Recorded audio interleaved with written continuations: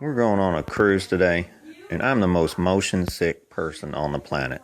For me to go on a cruise ship is a testament to the wide world of drugs.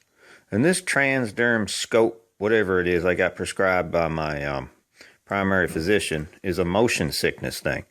And what it is this little patch which delivers scopolamine.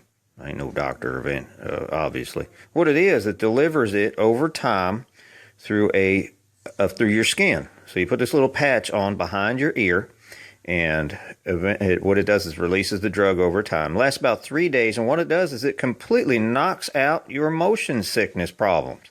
It's amazing. I've used this in the back seat of cars, on small boats. Today we're going to use it on a cruise ship. You can use it on roller coasters. If you're the motion sickness type of person, I highly recommend this thing. Now, I'm not a proponent for any type of prescription drugs. This is the only thing I'll use. It's amazing. Hey cruisers, Tim here. Today we're going to talk about scopolamine. Is it devil's breath? Is it the world's scariest drug, or is it just hooey? Look, next time somebody tries to hand you a business card, should you think twice before grabbing it? What should you do? Look, a few years back, there were stories about some chemical known as devil's breath making the rounds all around the world. Somebody said you could simply blow it in someone's face or soak it onto business cards, and that would theoretically turn you into a zombie, which would leave you unable to control your actions. Yeah, those actions too. Ew. I got mine right behind my ear here, and you're supposed to put it down here, but then everybody looks at you like you're a tourist. So I kind of tuck mine up behind my ear here. If it's coming off, and push that back in. And they don't mean you to fold it, but it works fine here. The next thing I'm going to do is put it on my ass and see if it works there, but I'm afraid to take a chance. Story goes, people would do this to tourists in like France and Colombia and then empty their bank accounts or sexually assault them or even harvest their organs or worse for sale on the black market. But is this true? Who knows? Is it an urban legend or is it a factual crime scene? Hard to say. Devil's breath itself, derived from the flower of the borrachero shrub, which is pretty common in Colombia. It's in Miami too. The seeds are crushed and powdered into a chemical similar to scopolamine. It's called burundanga, and it's extracted and chemically treated. It's said to produce hallucinations and a lack of free will.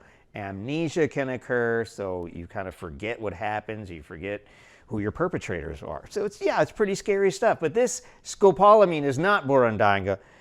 It's a different thing. It's a whole different thing. So here's the thing. If you suffer from seasickness like I do, maybe you've used scopolamine on a cruise. The active ingredient is available in a 1 milligram transdermal patch worn behind your ear to help ward off motion sickness. It's also very helpful in preventing post-operative nausea and vomiting.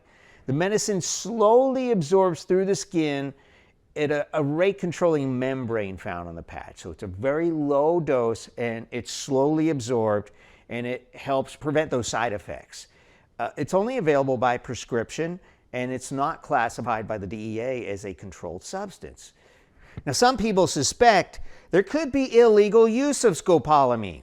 Theoretically, really high doses applied via oral administration through your mouth, like in tainted food or spiked drinks, could cause a victim to become unconscious or a zombie or even respiratory failure or death. The majority of the Colombian incidents occurred in clubs and bars, which is kind of like reminiscent of a roofie thing that was going on years ago. Now, medical professionals have stated that many of these crimes are rumors or sensationalized scary stories.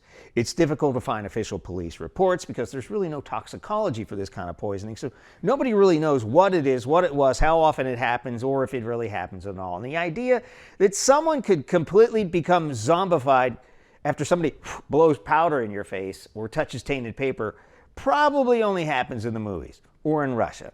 There's probably a better chance of touching paper with residual fentanyl, which that can also come in a patch form. But just touching it shouldn't make you sick. But wash your hands a bunch when dealing with strangers, and don't drink any beers or sodas or juices or waters from strangers. Better be safe than sorry. Now, scopolamine, better known as the patch, has been rock solid and safe for me and thousands of other users around the world. No, you probably won't become a zombie with the patch. The worst side effects I've experienced were dry mouth, dilated pupils, blurred near vision, usually in the dark, but I'm old anyway. A little mild constipation, no big deal.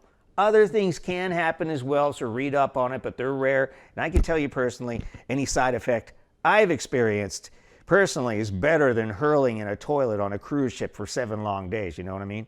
Use with alcohol is warned against in the official FDA package labeling, but honestly, I've had drink packages with the patch and suffered no real noticeable weird side effects, but I'm not you, so you be careful. Now, combining large amounts of scopolamine with alcohol, such as in a spiked drink or with other sedative drugs, could certainly become a problem. And never swallow your patch. Confusion, disorientation, and amnesia could occur from being overdosed. Nevertheless, these stories highlight an important travel point. To prevent assault during or due to any drugs, follow these rules as recommended by the United States State Department. 1. Never leave your food or drinks unattended when traveling. 2.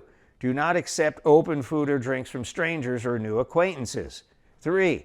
Travel in a large group whenever possible, and really don't leave with a stranger. Common sense, right? And number 4, seek medical assistance immediately if you suspect you've been drugged. Don't wait it out. Just go to the authorities immediately. So is scopolamine the devil's drug? Probably not. Are you going to be poisoned? I don't think so. It's highly unlikely. So give it a shot, enjoy your cruise, and don't get stuck hurling over a toilet for 7 long days. Tim Cruise for Cruise Reviews. I am out.